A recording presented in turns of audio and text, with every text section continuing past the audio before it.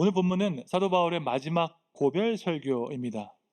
에베소 교회 장로들을 청해서 그들에게 마지막 설교를 하고 있습니다. 지난주에 살펴본 것처럼 바울은 에베소에 2년 3개월 동안 머물렀습니다. 그의 사역에서 가장 오랜 기간 동안 머물렀던 교회가 에베소 교회였습니다. 그러니까 그 교회를 향한 특별한 애정이 있었을 것입니다. 그래서 예루살렘으로 돌아가기 전에 마지막으로 에베소의 장로들을 청해서 당부를 했습니다. 바울의 고별 설교는 크게 세 부분으로 나눌 수 있습니다. 먼저 바울은 과거를 회상하면서 어떤 마음으로 에베소에서 사역을 했는지 고백하고 있습니다. 겸손과 눈물로 섬기고 시험을 참고 견디었다고 고백하고 있습니다. 두 번째로 바울은 미래를 바라보며 다가올 고난과 시련에 대해서 이야기하고 있습니다. 예루살렘에서 어떤 고난이 닥칠지 모르지만 그리스도의 복음을 위해서 나의 모든 것을 다 바칠 각오가 되었다고 고백하고 있습니다. 마지막으로 바울은 에베소 장로들에게 하나님께서 맡기신 그 양떼들을 부탁한다고 권면하고 있습니다. 자신의 본을 따라서 더러운 이익을 위해 살지 말고 오직 양떼들의 유익을 구하라고 당부하고 있습니다. 여러분, 이 설교는 사도행전 전체에서 사도 바울이 믿는 성도들에게 했던 유일한 설교였습니다. 다른 모든 설교는 믿지 않는 자들을 향한 복음 전도였습니다. 비시디아 안디옥에서도 그랬고 아테네에서도 그랬습니다. 그런데 유일하게 오늘 이 본문 말씀은 바울이 믿는 자들, 성도들에게 했던 설교였습니다. 가장 가까이에서 그와 함께 동역했던 이들에게 자신의 솔직한 심정을 고백하고 있습니다. 사도행전 20장 25절 말씀 함께 읽겠습니다. 보라, 내가 여러분 중에 왕래하며 하나님의 나라를 전파하였으나 이제는 여러분이 다 내 얼굴을 다시 보지 못할 줄 아노라. 아멘. 바울이 에베소 장로들과 송별하면서 이것이 마지막이라는 것을 알고 있었습니다. 이제 다시는 이 땅에서 그들을 만나지 못할 것을 알았습니다. 예루살렘으로 가면 큰 고난을 당할 것이고 목숨을 잃을 것이라는 것도 알고 있었습니다. 그런 의미에서 바울은 죽음을 앞둔 심정으로 마지막 설교를 하고 있습니다.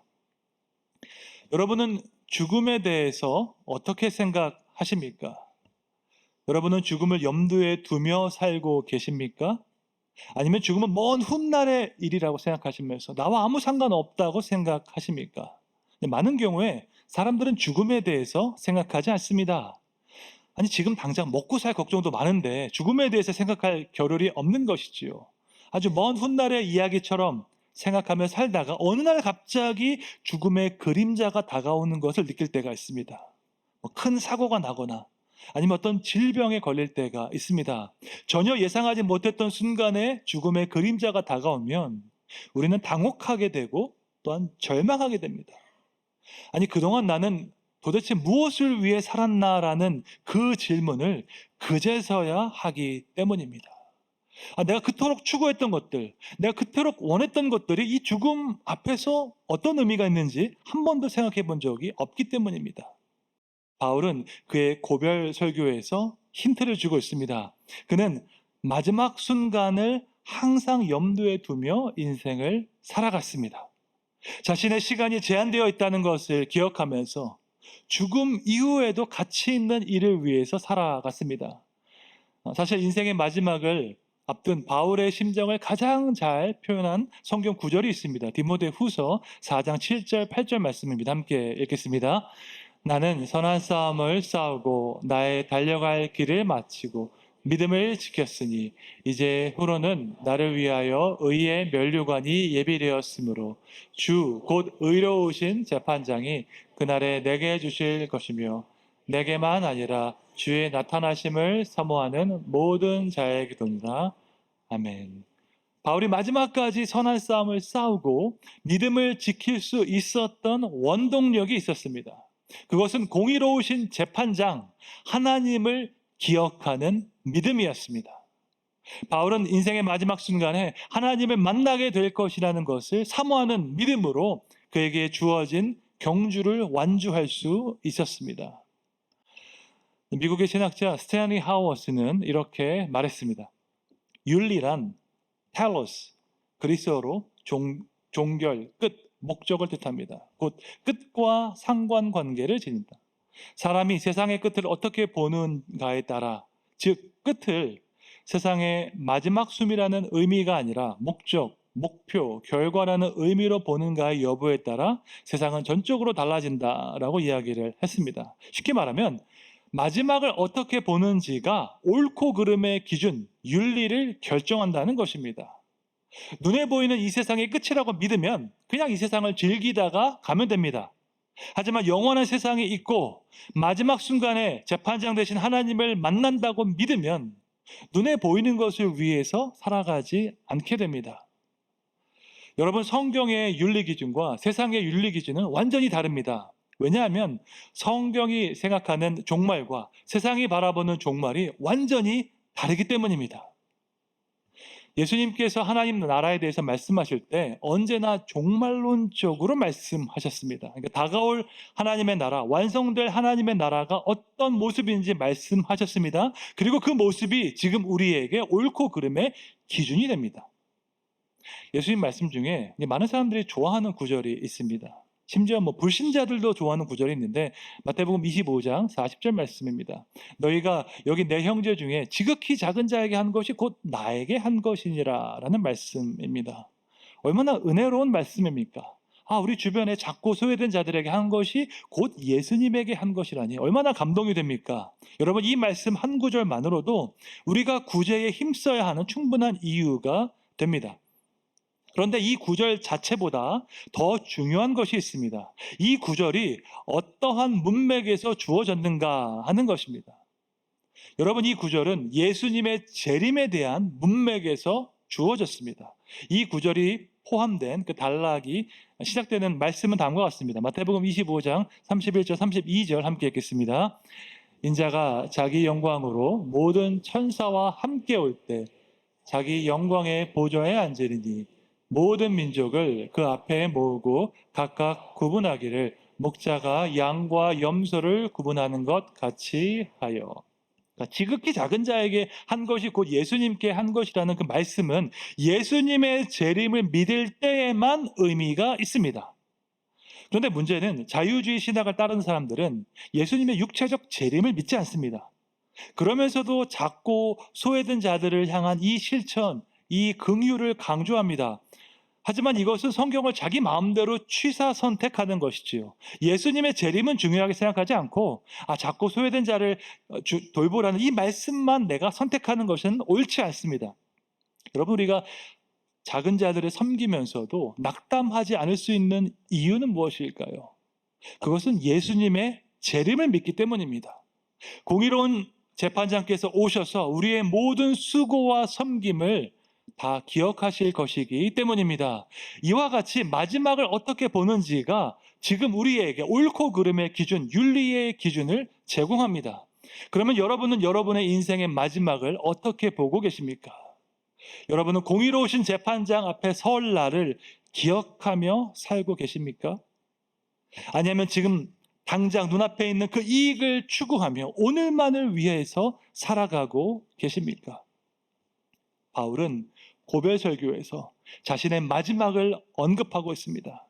그리고 그 마지막을 기억하며 후회 없는 인생을 살았다고 고백하고 있습니다.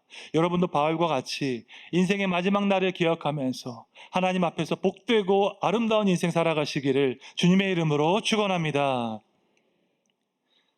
바울은 고별설교를 하면서 에베소 교회 장로들에게 특별한 부탁을 하고 있습니다.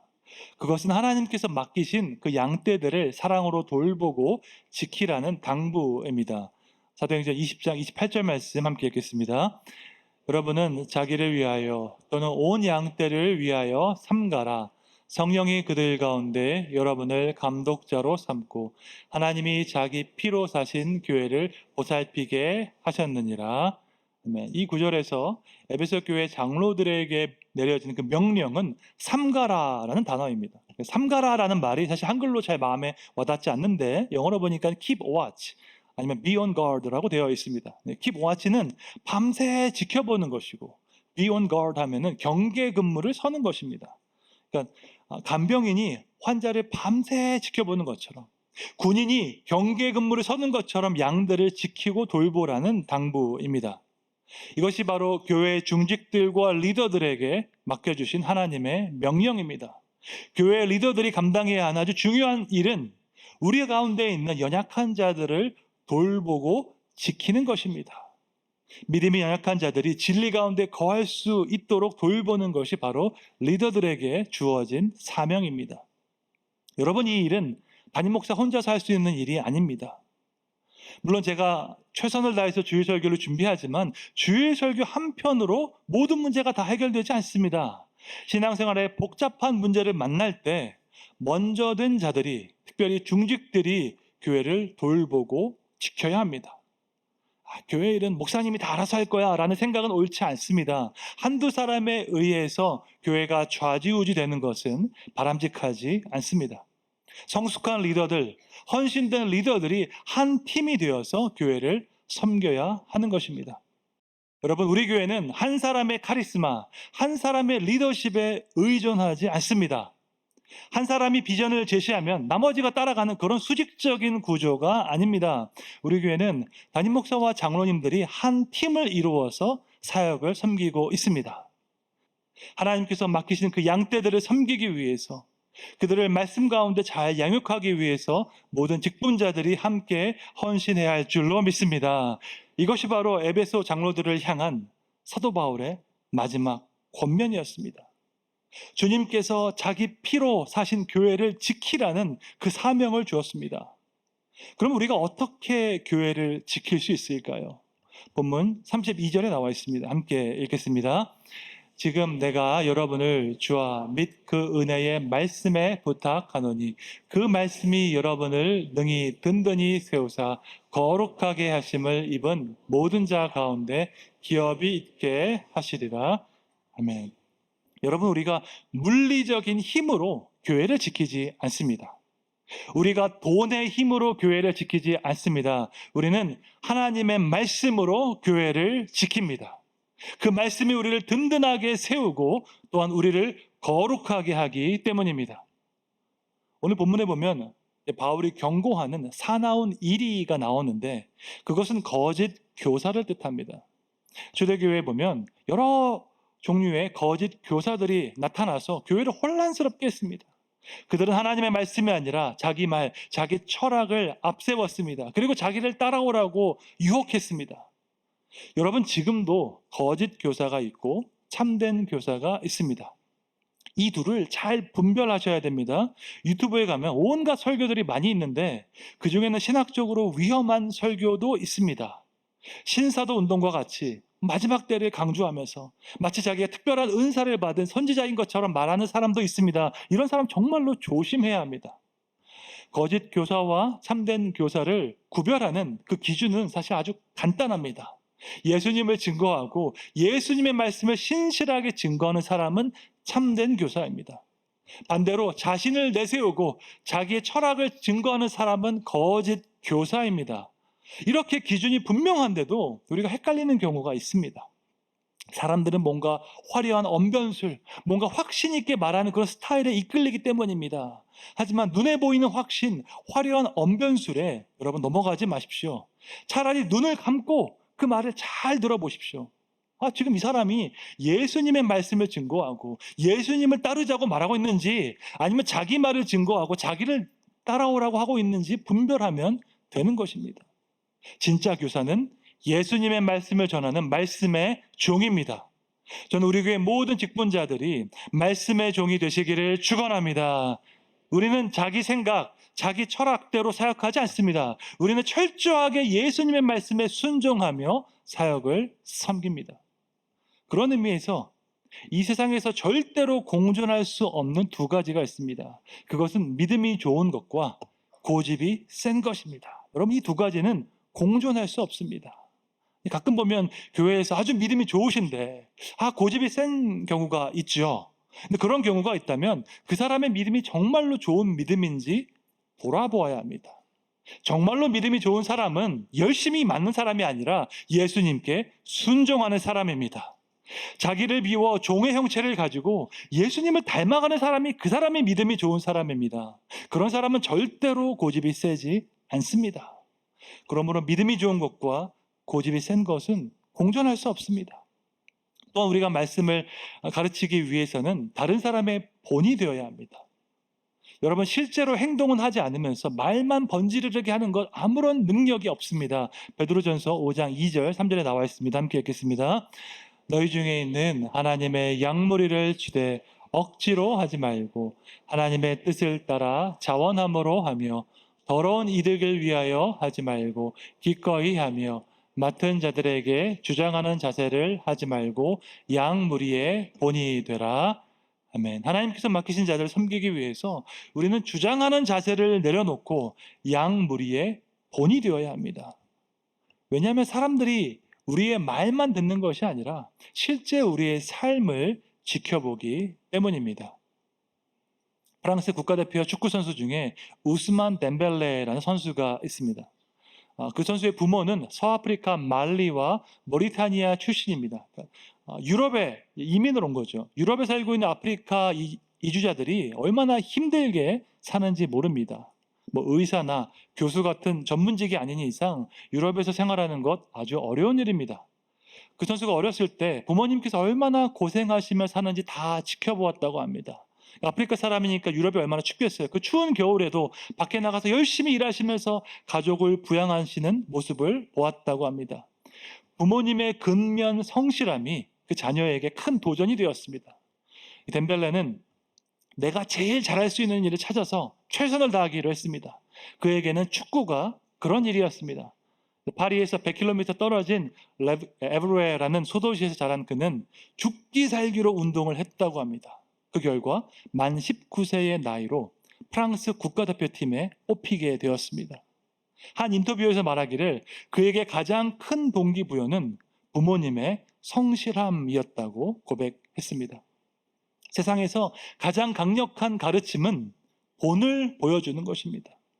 마찬가지로 우리도 주장하는 자세를 내려놓고 양무리의 본이 되어야 합니다. 실제로 행동을 하지 않으면서 말로만 가르치는 것에는 아무런 힘이 없기 때문입니다. 하나님께서 먼저 믿은 여러분들에게 중요한 책임을 주셨습니다. 그것은 주님께서 자기 피로 사신 교회를 지키는 일입니다. 믿음이 연약한 자들이 진리 안에 거할 수 있도록 교회를 세우고 교회를 지키는 일에 힘쓰시기를 주님의 이름으로 축원합니다. 오늘 본문에서 바울은 아주 유명한 고백을 하고 있습니다. 전도에 대한 훈련을 받아보신 분이라면 다 알고 있는 아주 유명한 말씀입니다. 사도행전 20장 24절 말씀 함께 읽겠습니다. 내가 달려갈 길과 주 예수께 받은 사명 곧 하나님의 은혜의 복음을 증언하는 일을 마치려 하면은 나의 생명조차 조금도 귀한 것으로 여기지 아니하노라. 아멘. 주님의 복음을 증거하는 일을 위해서 나의 생명조차 조금도 아끼지 않는다고 고백하고 있습니다. 사실 누구든지 이런 말 할 수 있습니다. 저도 이런 고백할 수 있고 여러분도 이런 고백할 수 있습니다. 하지만 인생의 마지막 순간에 이러한 고백을 하는 것은 쉬운 일이 아닙니다. 더군다나 가장 가까이에서 내가 어떻게 살아왔는지 다 알고 있는 사람들 앞에서 이런 말 하는 것 쉬운 일 아닙니다. 이런 말을 할 수 있는 사람은 자신에게 주어진 경주를 끝까지 완주한 사람입니다. 복음을 위해서, 하나님의 나라를 위해서 모든 것을 바쳤던 사람만이 이런 고백을 할 수 있는 자격이 있습니다. 미국의 건국의 아버지 벤자민 프랭클린은 이렇게 이야기했습니다. 리더는 약속을 이행하는 사람이다. 진정한 리더는 변명을 하지 않는다. 리더는 약속을 지키며 끝까지 완주한다라고 이야기를 했습니다. 진정한 리더는 무책임한 말을 남발하지 않습니다. 내가 이걸 하겠다, 이것도 하겠다라는 말로 현혹하지 않습니다. 진정한 리더는 자기 약속을 이행하는 사람입니다. 자기 말에 책임을 지며 주어진 경주를 끝까지 완주하는 사람이 진정한 리더라는 말입니다. 그런 의미에서 바울은 진정한 리더였습니다. 그는 자신에게 주어진 그 경주를 끝까지 완주했습니다. 인생 마지막 순간까지 하나님 앞에서 신실하게 살아갔습니다. 그래서 그는 이렇게 말할 수 있는 용기와 자격을 가지고 있었습니다. 빌립보서 4장 9절 함께 읽겠습니다. 너희는 내게 배우고 받고 듣고 본 바를 행하라. 그리하면 평강의 하나님이 너희와 함께 계시리라. 아멘. 여러분, 누군가에게 감히 이렇게 말할 수 있겠습니까? 그동안 내가 어떻게 살았는지 다 봤지? 그대로 하면 된다? 인생의 마지막 순간에 이렇게 말할 수 있는 사람이라면 그 사람은 정말로 아름다운 인생을 산 사람입니다. 얼마 전에 제가 아주 감동적인 영어 문구 하나를 보았습니다. Leave a legacy, leave a legacy라는 말입니다. 직역하면 유산을 살고 유산을 남겨라 라는 뜻입니다. legacy 하면 정신적인 유산을 뜻합니다. 사랑, 정직, 겸손, 희생, 인생을 살아가는 중요한 태도를 우리가 영어로 legacy라고 하는데, legacy를 남기기 원한다면 그러한 legacy를 먼저 살아가야 한다는 말입니다. 예를 들어서 기도라는 유산을 남기기 원하는 사람이 있습니다. 내 자녀가 기도의 사람이 되기를 원하는 부모가 있습니다. 그럼 어떻게 해야 할까요? 기도라는 유산을 남기기 위해서는 우리가 기도하는 삶을 먼저 살아가야 합니다. 일평생 신실하게 기도하는 모습이 어떤 모습인지 자녀에게 보여주어야 합니다. 새벽에도 기도하고 저녁에도 기도하는 삶을 살아가는 것입니다. 그리고 마지막 순간에 유언을 남기면 됩니다. 엄마가 어떻게 기도하는지 잘 봤지? 너도 기도하는 삶을 살아라. 여러분, 부모님께서 어떻게 기도하는지 본 자녀는 이 마지막 유언을 평생 잊을 수가 없을 것입니다. 부모님의 삶과 부모님의 유언이 일치할 때 그 말에는 능력이 있고 권위가 있기 때문입니다. 설교 시작할 때 드렸던 질문을 다시 드리겠습니다. 여러분의 인생의 마지막 순간에 어떤 유언을 남기기 원하십니까? 이 질문을 다르게 표현해 보겠습니다. 여러분은 그 유언을 남기기 위해서 지금부터 어떻게 살아가시겠습니까? 자녀는 부모의 등을 보고 자라간다라는 말이 있습니다. 부모가 인생을 어떻게 살아가는지 자녀가 다 보고 있다는 거죠. 부모의 좋은 면도 보고 배우지만 부모의 나쁜 면도 보고 배울 수 있습니다. 저에게 있어서 평생 잊을 수 없는 한마디를 남기셨던 분이 계십니다. 바로 우리 교회 원로 목사님이신 권성수 목사님이십니다. 권 목사님께서 총신대 교수로 14년, 동신교회 담임 목사로 22년을 사역하셨습니다. 한국에서 존경받는 신학자이자 목회자로 은퇴하시면서 후임인 저에게 하신 말씀이 있습니다. 목사님, 목회하다 보면 여러 가지 위기가 찾아옵니다. 그런데 하나님의 은혜가 그 위기보다 훨씬 더 큽니다. 그러니까 위기 앞에서 낙담하지 마시고 하나님을 신뢰하십시오라는 말을 남기셨습니다. 권성수 목사님의 이 한마디가 제 마음 깊은 곳에 박혔습니다. 여러분, 제가 리더십에 대한 책 수십 권을 읽었지만 그 어떤 책에서도 느끼지 못했던 감동과 도전을 받았습니다. 왜 그랬을까요? 실제로 그렇게 살아가신 분의 말씀이기 때문입니다. 실제로 하나님의 은혜를 경험하셨던 분, 실제로 하나님을 경외함으로 하나님의 역사를 체험하셨던 분의 고백이기 때문입니다. 그런 말에는 엄청난 힘이 있습니다. 그 한마디가 제 마음 깊은 곳에 지금까지 박혀 있습니다. 어떤 위기가 다가와도 그 위기보다 더 크신 하나님을 신뢰하게 되었습니다. 웬만한 위기 앞에서 낙담하지 않고 하나님을 더욱더 의지하게 되었습니다. 동시에 제 마음 가운데 한 가지 다짐을 하게 되었습니다. 나도 나중에 은퇴할 때 내 후임자에게 이런 말을 남길 수 있는 사람이 되어야겠다. 이 세상에 남기고 싶은 그 한마디 말을 위해서 지금부터 하나님 앞에서 신실하게 살아가야겠다고 다짐했습니다. 우리가 언제 태어날지 선택할 수 없습니다. 우리가 어디에서 태어날지 선택할 수 없습니다. 하지만 우리가 어떠한 삶을 살아갈지는 선택할 수 있습니다. 무엇보다도 어떠한 유언을 남길 것인지, 어떠한 레가시를 남길 것인지 선택할 수 있습니다. 여러분은 세상을 떠날 때 어떤 마지막 한마디를 남기기 원하십니까? 그 마지막 말이 자녀들의 마음 깊은 곳에 새겨지기를 원하십니까? 그렇다면 지금부터 그것을 실천하며 살아가시기를 축원합니다. 우리 인생에 마지막 날이 있다는 것을 기억하며 그 앞에서 후회스럽지 않은 인생을 살아가시기를 주님의 이름으로 축원합니다. 마지막까지 신실하게 우리에게 주어진 경주를 완주하여서 하나님께 영광 돌리고 후손들에게 큰 도전을 주는 존귀한 인생 되시기를 주님의 이름으로 축원합니다.